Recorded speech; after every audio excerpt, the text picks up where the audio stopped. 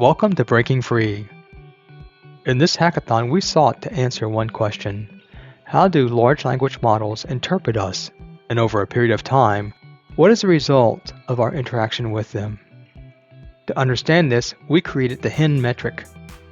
The HIN metric is human interpretive number, and it's equal to groundedness times hallucination.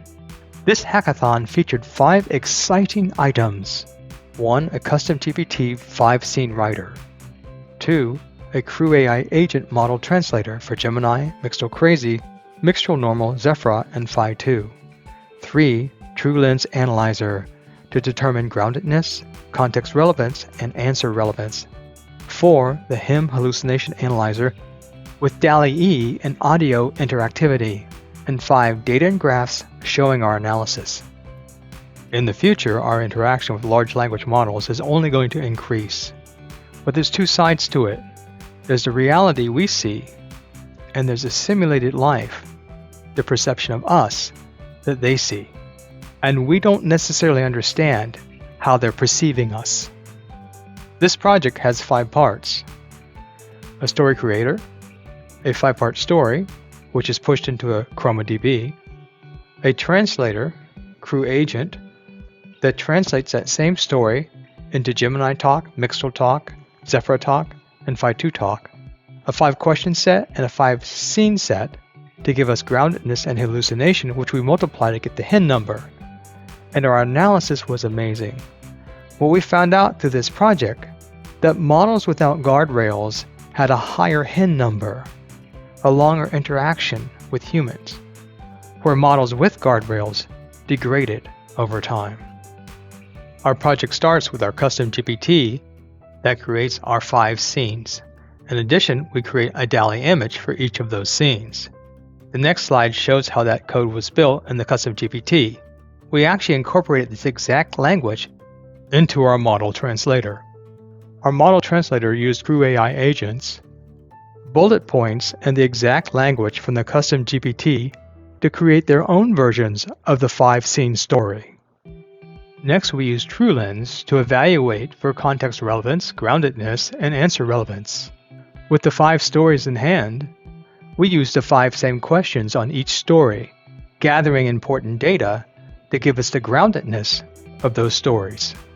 Next, we use the scenes from those stories to establish the hallucination based upon our vectorial RAG. There's a nice feature here.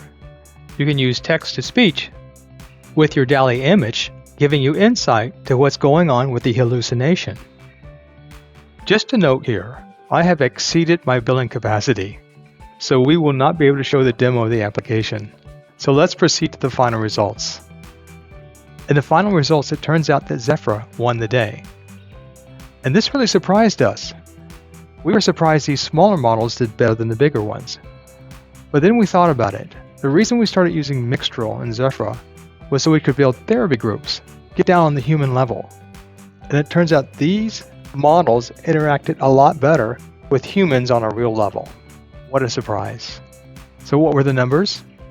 If you add the HIN numbers together, you get a composite HIN number. And the composite HIN number for Zephyr is 40%, Mixtral 36%, OpenAI 27%, Mixtral Crazy 25%, Gemini 16%, and Phi 2 14%. Zephyr won the day. On the next slide, if you look at the chart, it may look a little confusing. Concentrate on the center because there's your inflection point. When the other models, the ones with guardrails, are going down, the ones without are going up. They're continuing to interact well with our humans.